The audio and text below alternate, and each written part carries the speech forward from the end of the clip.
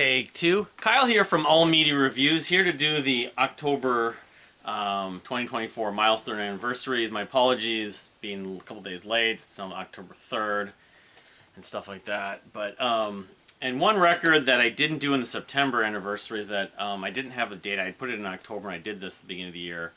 Was Electric Light Orchestra's album Eldorado, which came out. So, like, I found one listing at least September 28th, 1974, so a week later now almost. What was it, 28th? Today's Thursday, so something like that. It'd be tomorrow. It'd be Saturday. Last Saturday. Yeah, happy 50th anniversary to Eldorado. It has that song, Can't Get It On My Head, but like the Eldorado's like Suite or Overture. I need to spend more time with the I did when I was doing the albums of the year, but I know like they're on that long list, but especially like them and 10cc and Supertramp. I'd like to become basically very versed in all their 70s albums, or 70s and like early 80s. But anyway, so that one was missed, I think. So let's get on to the rest of the list. Stuff I've already passed. So I gotta turn this stuff around. I forgot to do that. There we go. So I missed one. Well, today's the 3rd, so it was yesterday or 2 days ago on. We're doing Tuesday? Tuesday, yeah. U2's Unforgettable Fire was released on October 1st, which is interesting because they had the album October. But it's like the one before it, maybe. Yeah, I think it was. No, it was 2 albums before that. But yeah, on 1984, of course, Unforgettable Fire. I mean, arguably my favorite U2 album. Title track. A sort of homecoming. Love that track. Pride, of course, was a big hit with Martin Luther King, sort of homage. Bad, Dream Theater covered that. There's a couple others on here that just haven't listened to this in a while. Wire. Yeah, I think it was the Daniel Lanois production on this, but yeah. So happy 40th anniversary to the Unforgettable Fire. In some ways, it was kind of like a commercial, slightly more commercial breakthrough from the previous record, the one with New Year's Day, and I mean, you could say, I don't know, because it had Pride on it, but anyway. The second one, which was yesterday, came out in October 2nd in 1979. The Police's Regatta de Blanc, yeah, which is the second Police album. If I'm knowing my Police history goes outlandish. I think Regatta, then Zenyatta Mondata. Yeah, it was 79. So, and I revisited this, and it's like 1979 was not. I don't have the vinyl at this point. I don't believe I do. I don't think I do. I need to get all the Police. I have Synchronicity, but I have one of the other ones. I think I have the first one, Outlandish. But Regatta has Message in a Bottle. That's the most well-known song of it. Bring on the Night, Walking on the Moon, Bet Too Big Without You, Contact, It's All Right for You. It's kind of punkish, but the energy's really good. It's one of, the 5, whatever it is, the 5 Police albums that they're all really good. Some of them are amazing. And, so happy 45th anniversary to Regatta de Blanc, the second Police album, from released originally on October 2nd, 1979. So, okay, so now tomorrow, the 4th of October, sees the 50th anniversary. So it was just released like a week after Eldorado was.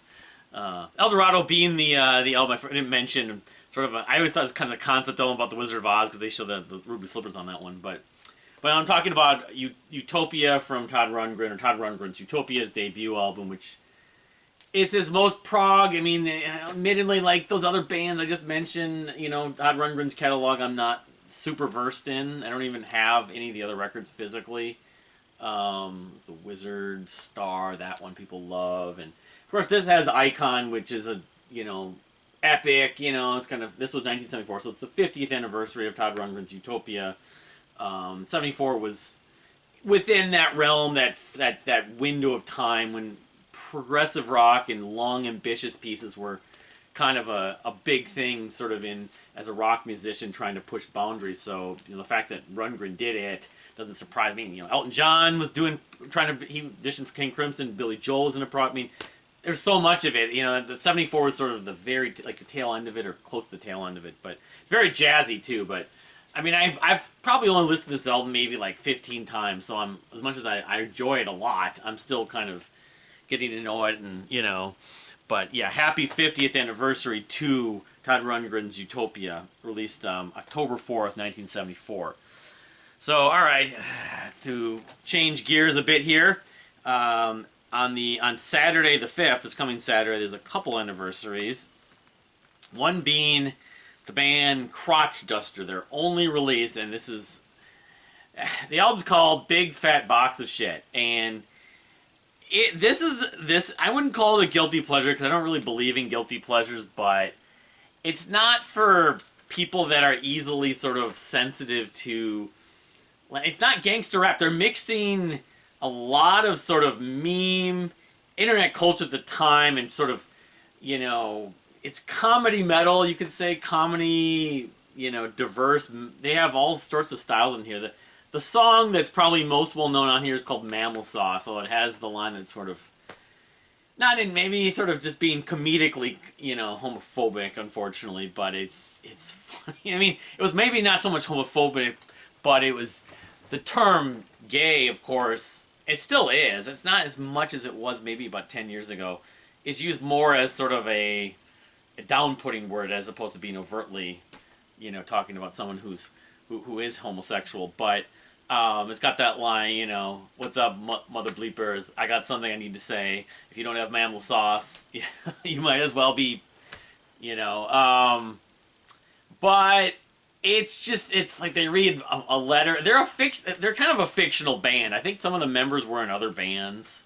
I don't know, I kind of see it as like an extension of Beavis and Butthead culture to some degree. Post Beavis and Butthead, because in 2004 when this came out, yeah, I mean, I love this thing. I don't listen to it every day, but I find it's tongue-in-cheek, and I don't take it seriously, and some of the musicianship is actually really good. They combine a bunch of different genres, where it be death metal, lounge music, you know, it's almost like what Between the Buried and Me were doing, and then would do a little later. I don't know if the Between the Buried and Me guys were, you know, this, or even Sicketh. It's kind of in that realm, but it's not as, I wouldn't call it extreme metal. The vocals aren't super extreme. They're just kind of, they're funny. I mean, but it's in that kind of, in that realm a little bit. It's like, it's sort of absurd. You just kind of enjoy the ride, enjoy the little humorous kind of takes. I think I love that scene where they're talking about, they're reading the fan letters, and then it's like, you know, I'm your only fan, or something like that. They talked about another band, I think. Some guy wrote it, it's like, my band's better than Crotchduster. And it's like, I got news for you, you know, you have like 5 fans. But they also channel the Fletch theme in here, which is fun. I mean, I haven't listened to this in a long time, but it was released originally on October 5th, 2004. Big Fat Box of Shit from Crotchduster, the sort of comedic alter egos to some of the other members. I can't remember if they even have the members' names in here. Yeah, there's definitely a little Beavisism. I mean, look at this. That looks like Butthead. You know, like a version of Butthead. So you can tell that, and not the only, I mean, you could say South Park and The Simpsons and some, you know, the Jerky Boys, and some of that kind of stuff, but I thought it was, both musically, there's really interesting things going on, as odd as it is, and also the humor doesn't go too far. It doesn't outstay its welcome, and it works, so, I don't know. The product of its time just sent. So happy 20th anniversary to Big Fat Box of Shit by Crotchduster, and came out in 2004, October 5th. The same day, I remember this was coming out in the Tales of Marbles and Pain and Salvation's B. The 10th album from Fate's Warning, one of my favorite bands, of course, ever, like in the top 3 to 4. FWX came out October 5th, 2004 as well, featuring many favorites, but my favorite is, what is it? I should know this off the top of my head. What was on here? Heal Me. Heal Me, even though it has a little bit of a Tool element. There's a lot of Tool influence on this. I know the band's even kind of not that thrilled with this record. I love this. It's kind of an overlooked record that people like the records that followed it. I mean, 2 records after it, but Dark, I think this is a much better record. This last record with Mark Zonder, I'm not going to say much more about Mark Zonder. He's a great drummer, though. left here, Simple Human, Wish is dreamy, Handful of Doubt, Another Perfect Day is super catchy, one of the catchiest songs they ever did. River Wide Ocean Deep. There aren't too many songs. I like basically every song on here, so... Actually, I forgot about the fact that Bobby Jar's on back did play on a drum demo for Simple Human. You can tell that was the vinyl release.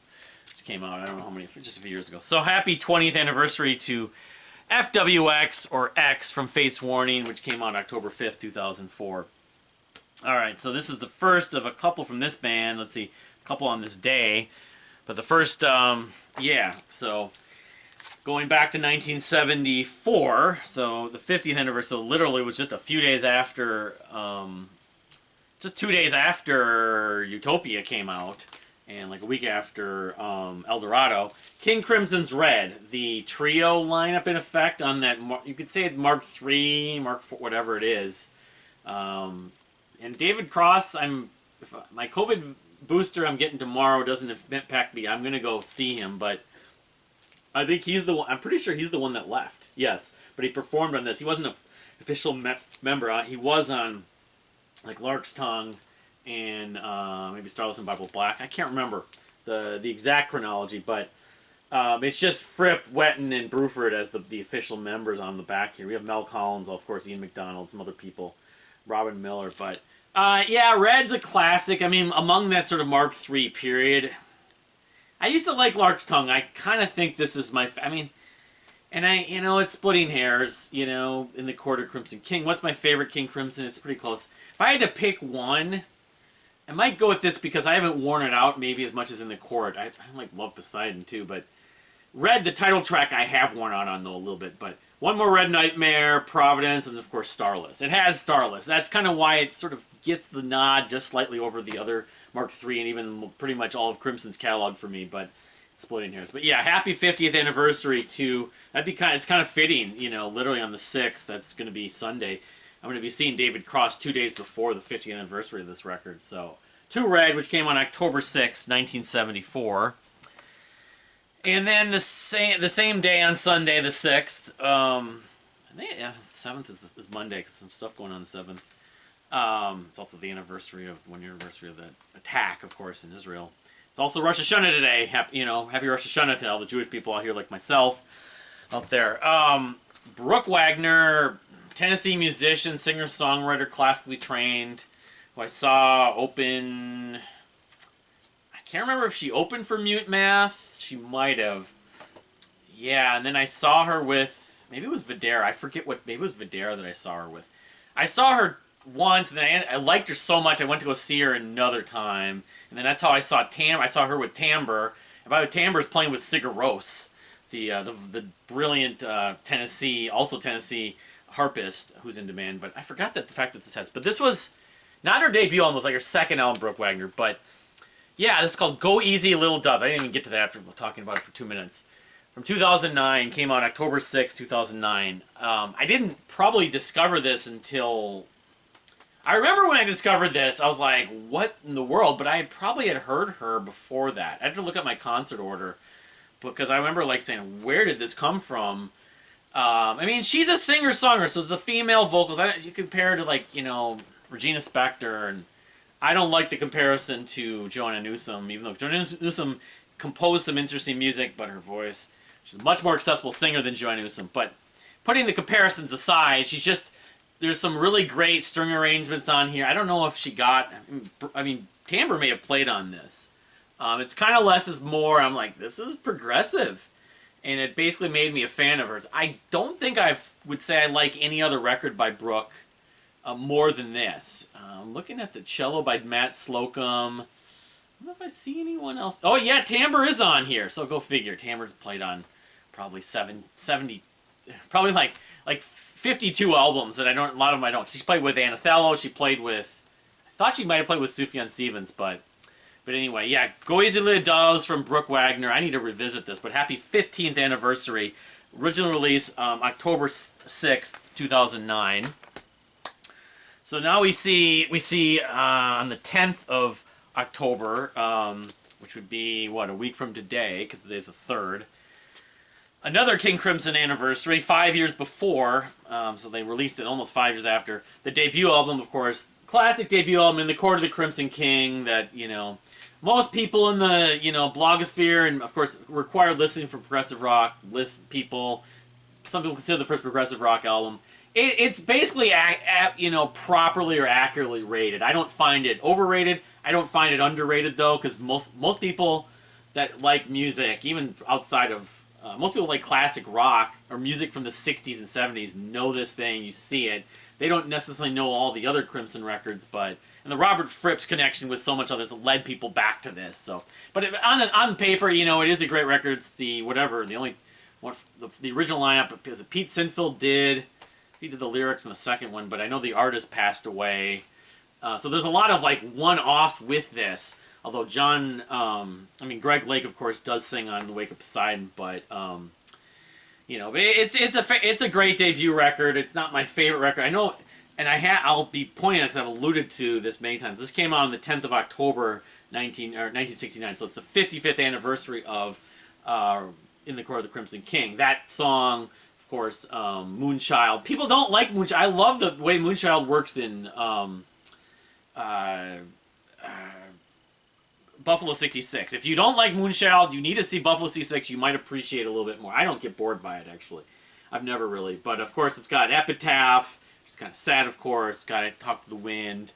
And, of course, 21st Century Schizo Man, which if you have the Deja Vroom DVD, it's cool. You can get that piece played, mixing the rhythm section with Robert's guitar parts and different vocalists. It's like they separated the tracks and they just let you combine them how you want. But yeah, that was maybe the first prog song ever heard by most people, because it was 69 and called prog. They just called it adventurous, melting pot rock music with jazz and blues and everything else. So happy 55th anniversary to In the Court of the Crimson King.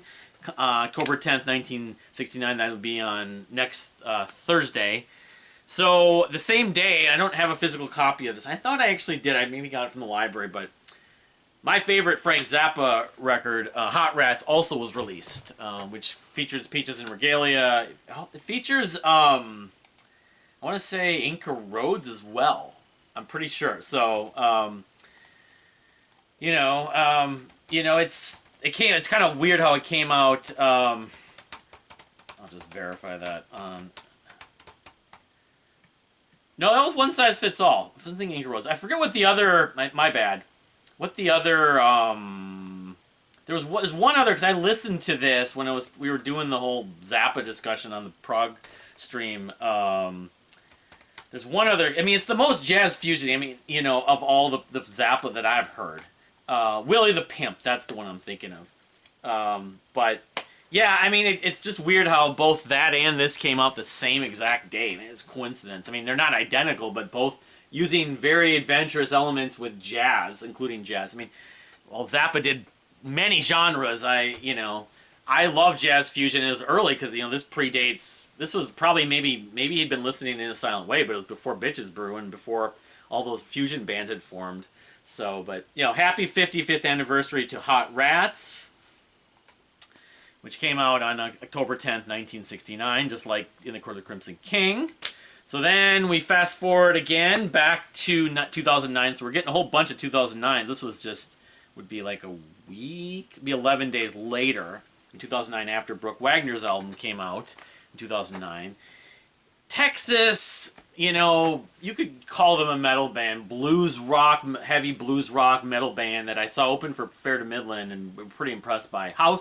They're just called House Harkonnen with two N's. It's Konnen, so as you can see. And I have a few of their CDs, and I guess and I was impressed by them. I've listened to all of the CDs I own. This is called Volume 6. I don't know if it's a reference to Sabbath. House Harkonnen, if they're compared to one band, I would compare them to Motorhead. They sound like a modern Motorhead. They did. I don't know if they're still around. This was when I saw them. It was right around the time this had come out, because it was I saw Fair to Midland 12 times, so it was not the first one, but it was maybe like the 5th or 6th. It was sometime in that 2008-2010 window of time. And I don't know if I ended up ordering. I don't know how I got the others, but anyway, I don't think this was their debut album, but I could be wrong. But yeah, they got a song called Powder Keg on here, but it's well composed. You know, I remember Cliff from Fair to Midland was just praising them, and he was totally spot on. They're an underrated band that most people don't know because they're basically only known in that part of Texas, which... Thinking about Jeff Hodges, of course, right now, from Dr. Spin, he's dealing with everything with Hurricane Helene. That part of Texas hasn't been making the media, though. Everything, of course, sadly, it's been in Florida and Georgia and South Carolina, North Carolina, the Carolinas. But, yeah, I mean, I'm wondering if the Fair to Midland guys are doing okay, too. Anyway, and then these guys, I think they're from this kind of the same area. That it's like northeastern Texas. Anyway, House Harkonnen... Volume 6, Happy 15th Anniversary, which came out on October 15th, 2009. So the 15th would be, well, today's the 3rd, the 10th, the 17th, so it would be a week from next Tuesday. So, all right, so we're getting into more good stuff. Now we get to the 18th, so when is that? So I'm just doing the math again. I was pulling up the calendar. I didn't write it down this time. The 18th falls on a Friday, so it would be 2 weeks from tomorrow. My favorite Queensrÿche record, Promised Land, it would be 30th anniversary, was released on October 18th, 1994. So, great record. The CD, I think originally, or maybe soon after it came out, there was a version that came with the computer game, which had extra songs and stuff if you could win it. I wanted to buy it, and I remember it was at Best Buy. It was a few years after that, and they had it always on the shelf in the CD section. But IMI, Damage, Bridge, the title track, Lady Jane is unbelievable, great power ballad. I should have mentioned that in that video the other day. Someone Else, My Global Mind. It's less metal, you could say. It still has its moments. I mean, IMI and Damage are maybe two of the heaviest songs I've ever heard Queensrÿche do. But I don't know, it just was, to me, it's their peak, even though, the history is what it is with Chris DeGarmo leaving. The record after, I kind of liked some of, and that's the first tour I saw them on, but I thought that this worked conceptually. They did a version live of it, like that was a pay-per-view thing where they had actually some sort of play-by-play, music journalists doing, commentary. I don't know if they were from MTV. I don't think it was on MTV. I can't remember. I got a bootleg video of it. They did a concept album with Operation Mindcrime. With Empire, it was just not really concept, but they had a lot of political stuff that seemed conceptual with the songs, but they went back to their concept approach with this, and I think I like it in some ways better than Operation Mindcrime, as great as Operation Mindcrime is as a concept, but I just think it's sort of, there's some saxophone in here, there's more colors to it, even though I love the records before it, especially the two before it, so happy 30th anniversary to Promised Land from Queensrÿche on it would be 2 weeks from tomorrow on the 18th of October.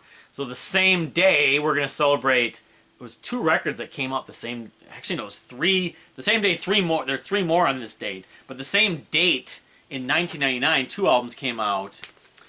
Not really that connected, but one being, Marillion, my favorite band, Marillion.com. Interior Lulu came out October 18th, 1999. Of course, it has Interior Lulu the Epic. Marillion.com's the name of the album. But Rich is super catchy. I think it's one of their catchiest songs ever. It's just an earworm. A Legacy, Deserve, House is jazzy.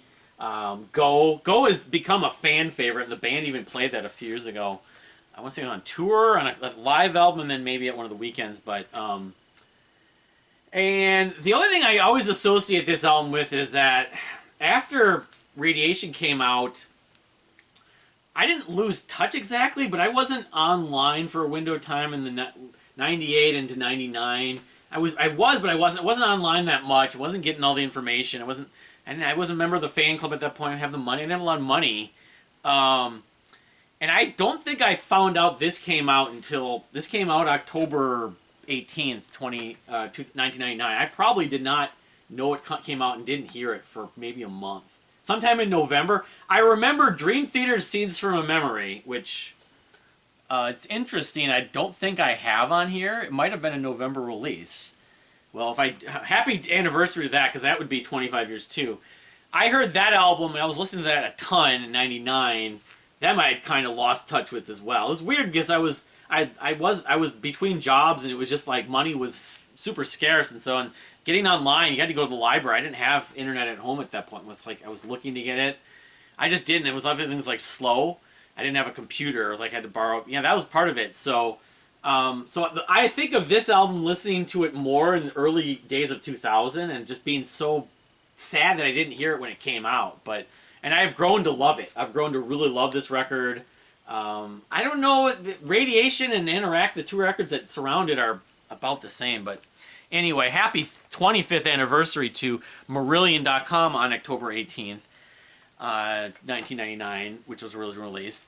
And the same day, October 18th, 1999, Opeth, what is it, their fourth record? It was their fourth record. Still Life, and kind of, I think in some ways a breakthrough both from a songwriting and production standpoint. I mean, I think they emphasize progressive elements most. This is the first record they did that more.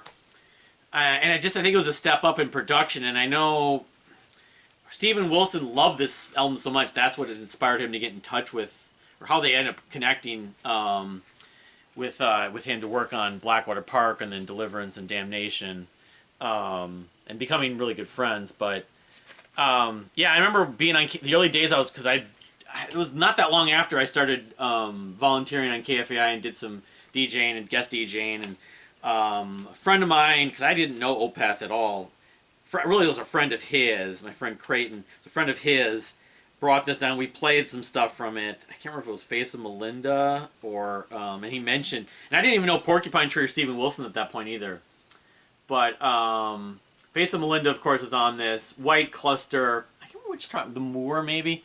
I mean, it's Opeth, so a lot of the tracks still have that kind of formula, but I just feel like they perfected it a little more compared to, like, My Arms Your Hearse and those first records, and Orchid, and why am I spacing on the second record?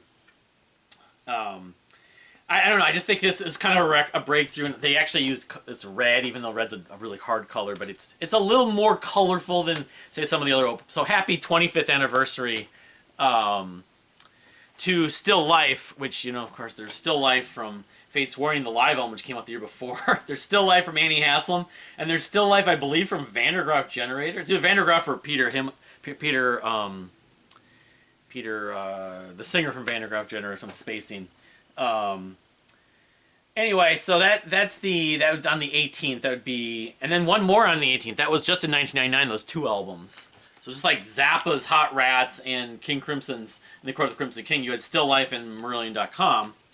So then in 2019, you fast forward 20 years later, Foals released the second half of, it's a mouthful, Everything Not Saved Will Be Lost, Part 2. Good record. I mean, I feel like if you could combine the two records, the best songs, you'd have one of the best Foals records. Maybe not the best, but maybe the second or third. But it's still very good. I think I lean a little bit more toward the first part that came out. This was in October 18th, 2019. The first part came out like in April or March. Because I remember I saw them on that tour when they were supporting that first part. The Runners, one of my favorites. Neptune, Black Bull. This is also the final record with their keyboard player, the original keyboard player. But so happy 5th anniversary to Foals. Everything Not Saved Will Be Lost, Part 2.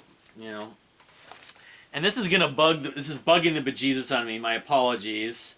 What's the release date of Scenes from Memory? Because if it's I don't want to forget this. It was 1999, but was it November or October? It was. So I didn't have it on the list, so I didn't miss this. I wouldn't have to do it next week. So okay, that's good to know, and I have it right behind me, so I don't have to worry. I'll be pausing here, and I have a copy, which of course these are now being reissued, but the original pressings are going for a massive amount of money. So all right, moving back to where I was. Okay, so. The 22nd, that was all be 2 weeks from tomorrow on the 18th, those 4 records. Yeah, all right. It's kind of weird. I wonder if that's I don't know. Yeah, I hope my dates are right. You get dates for the fact of the matter is you release these anniversary dates are, they released in other territories and in other years, like the year after in many cases. But so on the 22nd of October, which will be, again, I'm doing the math here, it'd be 3 weeks from last Tuesday or 2 weeks from next Tuesday. Led Zeppelin's second album, which was the second album they released in 1969. So this just came out a few weeks after In the Court of the Crimson King, actually, if you're into classic rock and rock music, the early rock music, past early rock and roll, and you love the Beatles, you had King Crimson, and then you had the second Led Zeppelin album, Led Zeppelin II, which is, to me, like the grittiest Zeppelin album in some ways. It's always had some big highs. I mean, Ramble On, I've heard it a million times, but I still love it. I've never gotten sick of it. Bring It On Home is the sleeper track I never liked. I would always stop the cassette tape I had, and I didn't know, because I only listened to a little intro bluesy part that great, fantastic, guitar riff that Page brings in. What Is and What Should Never Be is awesome. There's Heartbreaker, I've burned out a little bit, but I don't hate it as much as some of the more radio staples. And same with Whole Lot of Love. Whole Lot of Love is probably the one track on here I just have gotten a little too sick of, and it's frequently covered and referenced. I'm gonna pull this at the gate. I don't know if I've ever pulled this out in camera. The gatefold here. It's great gatefold. Thank You, of course, the Lemon Song, which is the Lemon Song, admittedly, the Killing Floor, which is the blues. Hendrix had done the Killing Floor, so I didn't know that at the time. I mean, I was just getting into Hendrix around the same time, but I didn't know that the Lemon Song and Killing Floor were basically the same thing with a blues riff. Living, Loving, Made, of course, which always follows Heartbreak. I always hear right after Heartbreaker. Moby Dick, the John Bonham featured piece. So, yeah. So happy 55th anniversary to the second Led Zeppelin album, Led Zeppelin II, which came out October 22nd, 1969. If I can manage. They're hanging out like the Black Angels. I don't know what this was, the Zeppelin band with the Black Angels. Because you see Page there, you see Plant, you see Bonzo. I don't know, Jonesy's maybe in the front. Yeah. My parents had a photo, like a poster, like on their wall in our third floor attic area that kind of looked like this. I don't think it's the same, because I don't think my parents cared for the Black Angels or motorcycle gangs, but it had that similar kind of thing, and maybe they got it because they liked the artwork. So that was that was on the 22nd, 3 weeks or 2 weeks from next Tuesday. All right, so we got, only one this day. I don't have a physical copy, but Supertramp's Crime of the Century came out on October 25th, 1974, so it's the 50th anniversary of Crime of the Century, which is going to be on Friday. I know this because I was going to go see the Deer Hunter the other day. I'm not going to be in Chicago, and my mother-in-law is having a deal. But the title, is it the title track? Yeah, that's one of the, this was the, I talked about this in the 74 video, but one of the most progressive, but they have other tracks on here that are just great. School, was it School? Yeah. Dreamer was the pop hit, but School, Bloody Well Right was the other pop hit, but Rudy, that. So I take Rudy and School especially even above those pop hits, even though I love a lot of Supertramp pop hits. So, yeah, happy 50th anniversary would be 3 weeks from tomorrow? Was it 3 weeks if I'm counting correctly? One, two, 3, yeah, tomorrow on the 25th of October to Supertramp's Crime of the Century, probably their most progressive rock-like album. So, all right, we got 2 records, to show on this date, and I guess I'll go chronologically. So, Dream Theater, Seats for a Memory, and I flubbed this and I couldn't remember it was, and this was another one when it came out.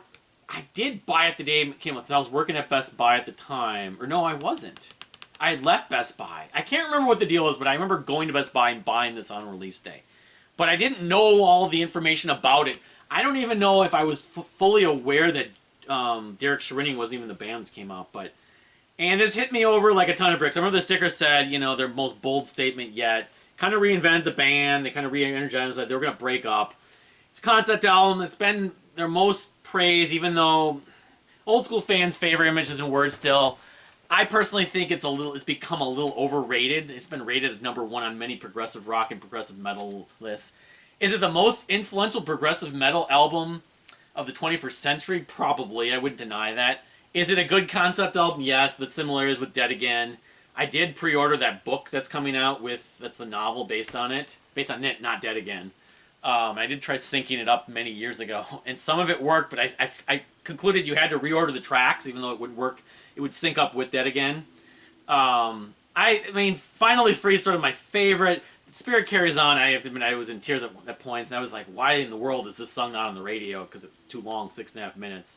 Home has the Nanny Nanny Poo Poo and that Middle Eastern riff. Overture 1928, and Train Deja Vu. Train Deja Vu is probably the first track, like, no, they're back, and Labrie, I don't know if he's ever sounded better. Beyond This Life is very crazy. It's it's better than some of its parts, because I don't think about my favorite Dream Theater songs and tracks. Scenes from Memory does not come to mind first. I think it's better as a whole. It's almost like their Dark Side of the Moon. The Inspiration Corner they show in that video, Lamb Lies Down Broadway, which is also better than some of its parts, The Dark Side of the Moon, and Misplaced Childhood also seems like one song. So some people might almost declare this, because it's all scenes and acts, as one piece, like Jethro Tull's Thick as a Brick. Of course, this was kind of similar to that, the cover, but and there was that Ghost 13 Ghost movie. The movie poster was almost identical too. Anyway, the fall of '99, especially into 2000, I saw them in February 2000 at the State Theater. They played the whole thing. It became a staple, I personally, over time, have not gone back to it and needed and wanted to, and it's just kind of like, yeah, but other stuff I prefer more, but it's still a great record, so happy 25th anniversary to Dream Theater's Scenes from Memory, of course, riffing off the song Metropolis Part 1, The Miracle and the Sleeper. A lot of references in that. This is Metropolis Part 2, and there was rumor about that following some of the fan communities about them, and they might do a Part 3 at some point. I don't know, especially with Portnoy back in the band. Anyway, so the same day, that's on Friday the 25th, 3 weeks from tomorrow. The first version, the independent version, it's like self-released, really, version of Three's album Wake Pig. Not their debut album, not even their second album, and not even really their third album, because they had a great live album before this, but this was kind of a breakthrough in some ways. Now, in truth, then some people got wind of this, including Metal Blade Records, and then they signed them, and they re-released it, and they remastered it, and they added some tracks and reordered the tracks. The 2005 version on Metal Blade, I think I like slightly more, but I can't deny, and Three was a consistent band that the records going forward on their career, it's only a few of them, were all great. This is the first album that I believe has Amazed Disgrace. Well, maybe not. It was on the live album, but it has like the first proper version. I think maybe even Summer Camp Nightmare has part of it. They were kind of like Mew, kind of like Fair to Midland, like some other bands, Kevin Gilbert. They had songs that they re-recorded many times. So some of these songs were on Summer Camp Nightmare, and maybe even on the debut album. I can't paint by number, but because the title track. But a song like Drags, I always thought Alien Angels sound like Psychotic Waltz. But here's and this is a collector's item. If you like Three, some people probably are selling it on, but I remember they're like, you have a collector's item there, because it was in much lower press than the Metal Blade version. Brahma Futuro is very flamenco-ish. Trust, that was one of my favorites. That has that riff. And they echo that later, I want to say in Amazed Disgrace, after that lull. That do-do-do-do-do-do-do-do. Queen, I forget which other songs were on the other records. I don't know. They're different versions, though. So, Drags, Soul to Sell. It's catchy, it's riffy, it's Joey Eppard's great vocal range, his dynamics, a lot of great acoustic guitar, a lot of great rhythms. So it captured a lot of what they were doing live on the Half-Life live album in the studio, and then it got even better with the Metal Blade version, as I said. So happy 20th anniversary to the to Wake Pig, which is 2 words for Three on October 26th. Which was released on October 26, 2004. So just a few weeks after Crotchduster. So, all right, we got a few more left. So after this, on the 28th, that is going to be what? So that'll be Saturday the 26th. I had that wrong. 26th, the Dream Theater Scenes from Memory anniversary, and 3 is on Saturday the 26th. The last Saturday before Halloween. So then on Monday the 28th of October, we got the side project, one of many projects he's done. His name is Ben Cooper, most well known for the band Radical Face. But he did some other stuff. He did a band before Radical Face, I thought, called The Electric President. But I'm referring to the anniversary of his 2014 project. It's a one-off, as I've come to learn, called Clone, with a C, not K. There's a prog, like kind of, power metal band called Clone, with a K now. But Clone with a C. It was released onto YouTube, and I can't remember if you could download it. You could still stream it on YouTube. CLONE. And it's with another musician, I forget his name, but it's a departure from Radical Face in some ways, in that he was using a lot of electronics, a lot of like samples and clips, and it's not industrial really, it's not metal. It's more atmospheric. You could call it post-rock of a sort, like electronic post-rock, you could say maybe a little bit like that band, Samuel Jackson 5, or what was the name of that other band that was like one word that was electronic, that was doing post-rock? Anyway,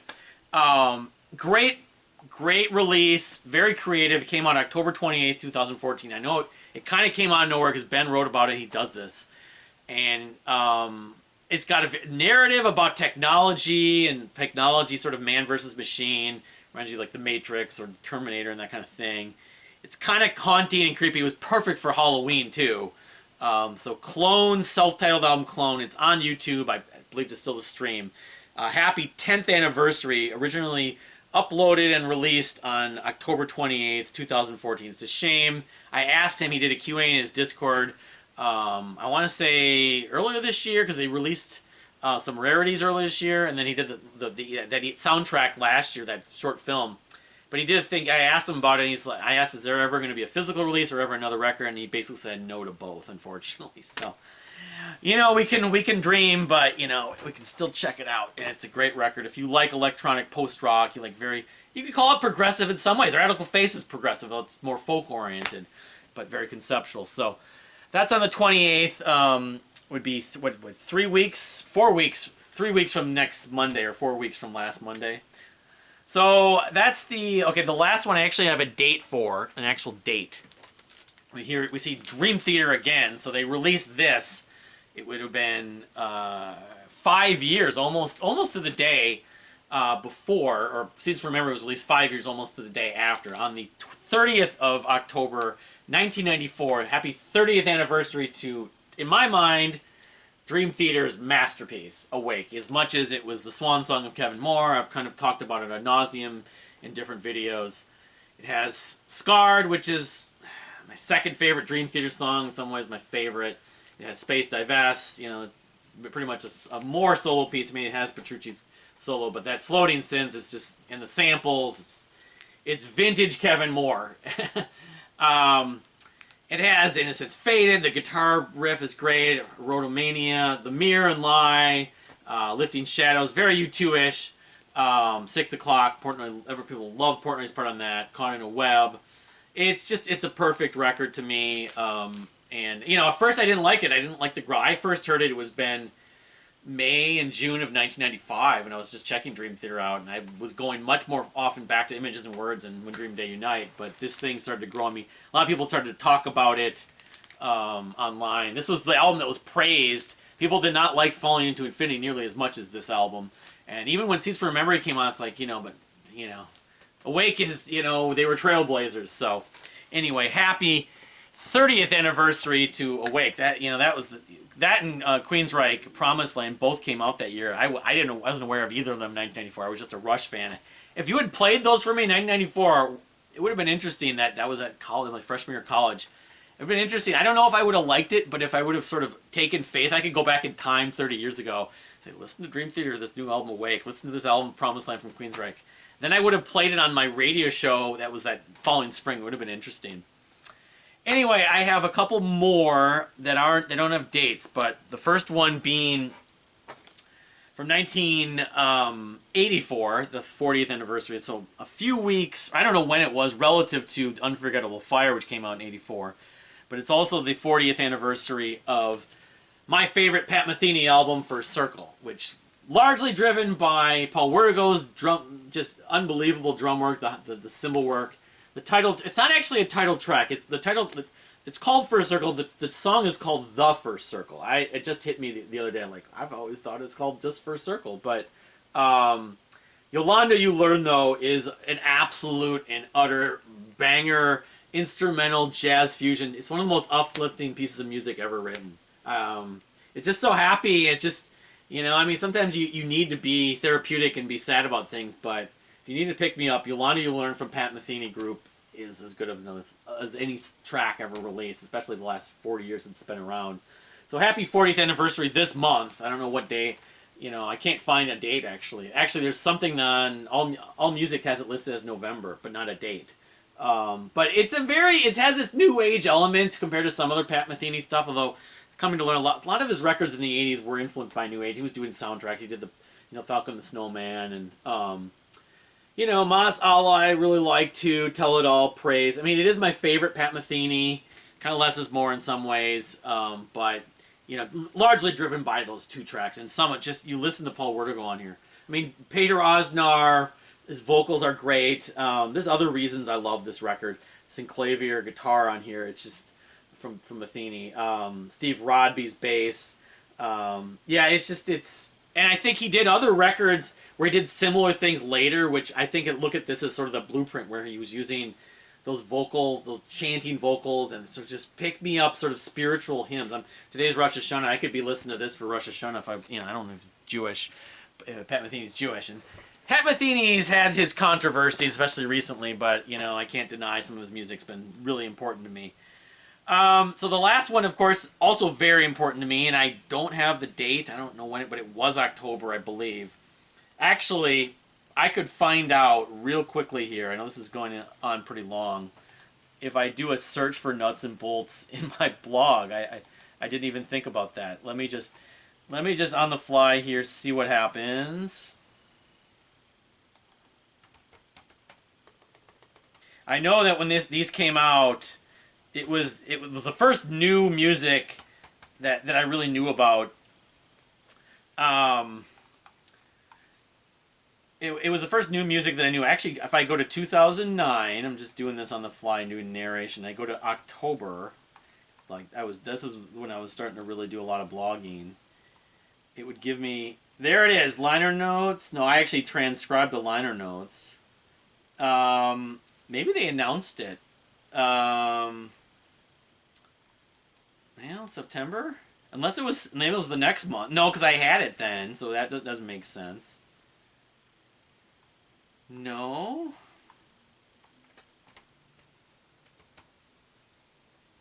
I'm surprised I didn't make a big announcement in the blog, but, well, okay, so just as a standpoint of, I did the liner notes, that was on October 24th, so somewhere in that mix.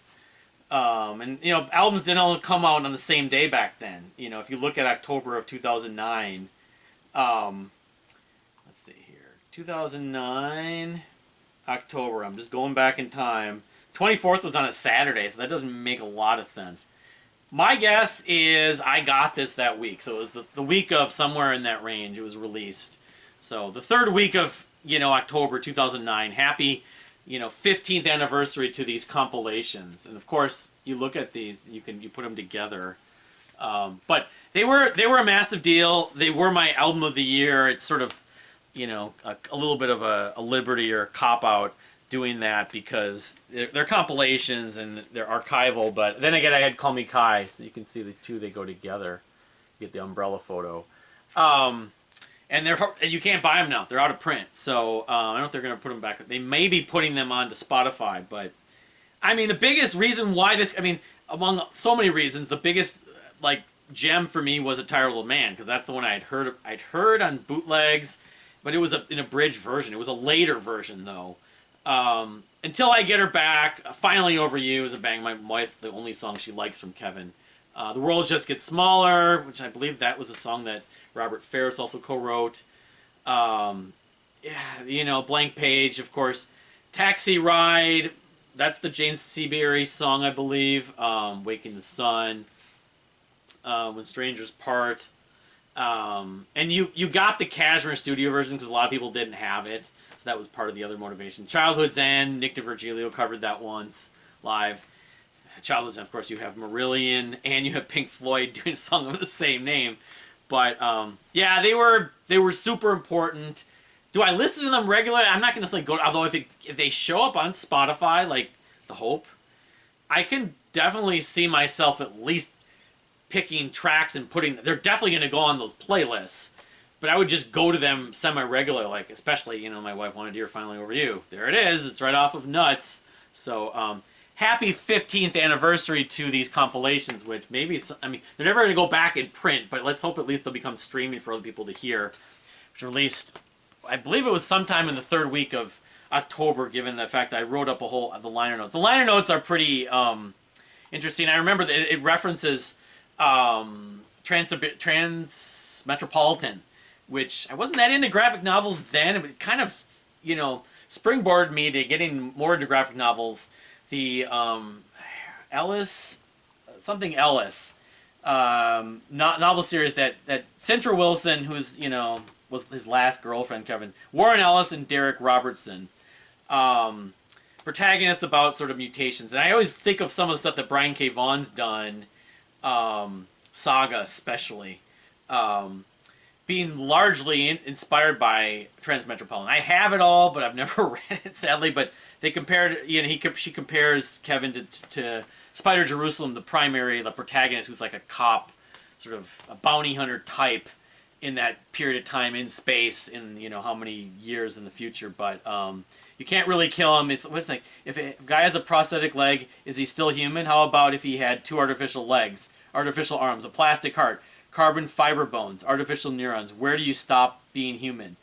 I think because Kevin Gilbert's presence is still being felt by myself and a small niche of people that we feel like he's still there. That's kind of what Spider Jerusalem was questioning, the existence of timeline of your life. So anyway, that's about it for this epic October Milestone Anniversaries. What albums are you celebrating the anniversaries of? I'm sure I missed some. I'm glad I didn't miss Dream Theater. But I'll try to do November, December. I don't know if I'm going to end up doing these again next year. I might just post them. It would be much easier to just post them maybe on my community page and the blog. Because then, and just do a post once on social media, because I allude to a friend of mine named Andy Toland, who I know from the Mike Portnoy forum, was posting a lot of anniversaries, and Jake Root was posting anniversaries. Like, I should do this, but this has become a little more work, and it's a little more time consuming, and just easier just to put it on in text.